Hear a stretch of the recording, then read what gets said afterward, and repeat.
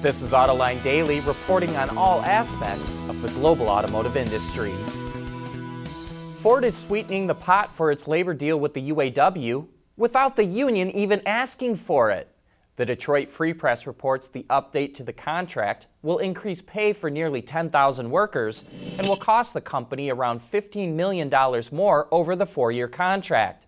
That allows newer workers who already received annual pay raises to get retroactive pay to catch up to the new contract's better pay scale. But they only get that money once the contract is ratified. Sounds to us like Ford is worried about the contract getting ratified. One source tells us that 3 major locals are opposed to ratifying the deal, so this would explain why Ford is sweetening the pot without even being asked. Could the U.S. Department of Justice take over the UAW because of its widespread corruption practices? That's one of the things the union's new president, Rory Gamble, is worried about, and there's a precedent for that. In 1989, the Justice Department took over control of the Teamsters after union officials were convicted of corruption and racketeering. In fact, the DOJ kept control of the union for 26 years. And here's an interesting historical footnote. The charges against the Teamsters were first brought by then U.S. Attorney Rudy Giuliani. By the way, General Motors was badly wounded by that UAW strike last month. Wards estimates that the strike reduced the SAAR last month by 400,000 vehicles. It says GM's inventory dropped by nearly 22% and that this could drag the November SAAR down to somewhere between 15.3 and 16.3 million.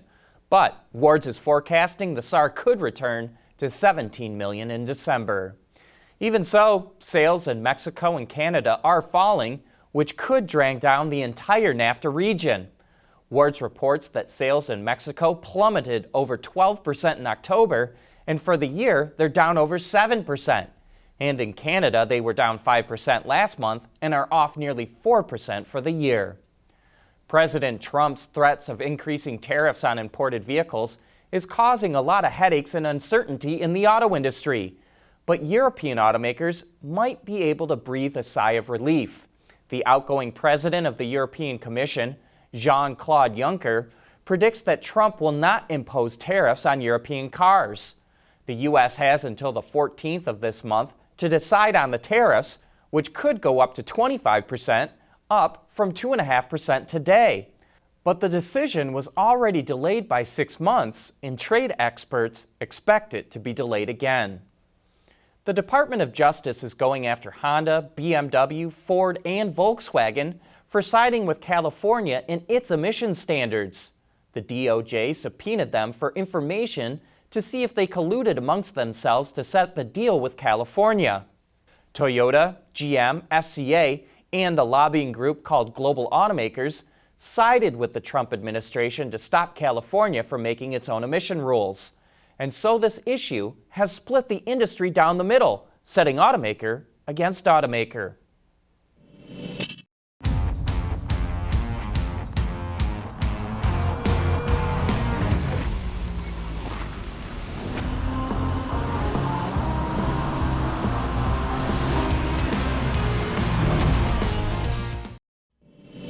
BMW will use over-the-air updates, or OTAs, for infotainment systems, patching up security vulnerabilities, or booking digital services. But that's really nothing new. But it will also use OTAs to unlock vehicle functions, like activate automatic high beams, active cruise control with stop and go, and BMW Drive Recorder, which uses cameras from the driver assistance system to take video around the vehicle. And it will do this even if the vehicle didn't have these functions when they were sold. The services can be added, extended, or canceled through the BMW Connected Drive Store for a set period, and some can be tested for a short time. BMW did not reveal what it charges for these functions. In the future, it could add remote start and adaptive M suspension, and BMW is considering linking these digital services to the customer rather than to the car. This would be useful to second-hand owners who wouldn't be tied to the previous owner's features, but we think it's more for car sharing. That way a customer could have their functions no matter what BMW they get into. Tesla allows for functions to be unlocked like autopilot, but I'm not sure. Does anyone know if other functions are unlockable, similar to what BMW is doing? And also, I've seen plenty of complaints over the years in our comments section about the sometimes goofy way automakers package functions together. Like, why do I need the bigger infotainment screen if I want adaptive cruise control? Does this more a la carte system appeal to you? VW has made it abundantly clear that it's going all in on BEVs, and it's going to have another new EV at the LA Auto Show later this month. The ID Space Vision concept sure looks like a station wagon to us, although VW calls it a crossover of tomorrow. It's based on the Automakers' MEB electric vehicle platform and is said to have a range of up to 300 EPA miles. Production version of this concept will come out in late 2021 and will come in different versions for North America, Europe, and China. Continental is showcasing its new driver safety technology by allowing drivers to see through the hood while driving. No, this isn't a magic trick, but instead the work of existing cameras. This spun off from Continental's surround view system that gives a 360-degree picture of the car's exterior. So the only new addition is the control unit. Drivers will be able to see the ground in front of them without relying on a typical front-facing camera. Land Rover showed a similar system a couple of years ago, though we don't know if it was working with Continental. Technology like this would be fantastic for hardcore off-roaders who could see exactly where the front wheels are, and it would make it easier to drive into treacherous areas without the need for a spotter. Autoline Daily is brought to you by Bridgestone Tires. Your journey, our passion. The other day we reported that there's currently no replacement scheduled for the Chevrolet Camaro after 2024. Does that mean it's going away entirely? Sure looks that way. So we asked what you would do if you ran GM, and wow, we got so many great responses. Some of you feel that design has to change. Class X says, make the Camaro smaller and not fugly. Pretty simple. While technically working adds, if I ran GM, I would make a Camaro that the driver can actually see out of. As we've said in the past, with a low seating position, high doors, and thick pillars, the Camaro can kind of feel like riding around in a bathtub, so we're not surprised to see these suggestions. Others have Camaro going in a new direction. Several agree with Kurt Owen, who simply says, electric Camaro. George Ricci takes that one step further with, I would do the same thing that Ford is doing with the Mustang-inspired EV crossover and make a very sporty EV CUV. And we really like the people that were really thinking outside of the box.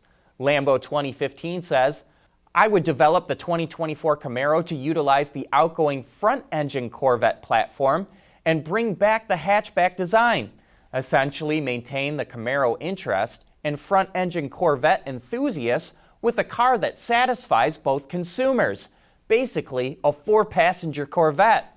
We wonder if the old Corvette platform could be stretched to add a back seat, but if it could, that would save GM a bunch of money on development costs.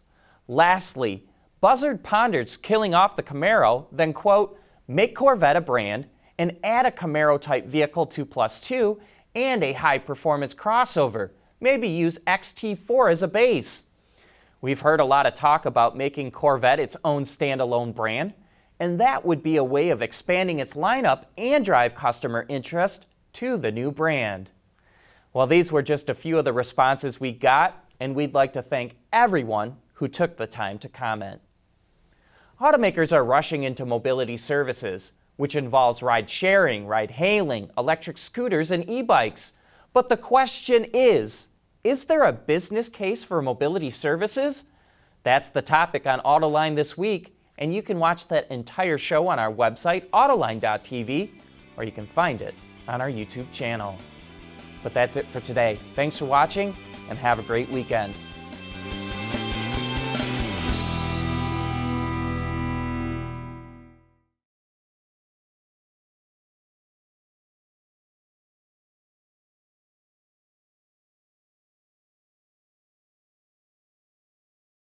Ward's is the industry leader for news, data, and analysis. That's why companies across the globe subscribe to our premium service, maybe even your own. Log in for subscriber access now, check your company's intranet for details, and rely on wardsauto.com to keep you informed.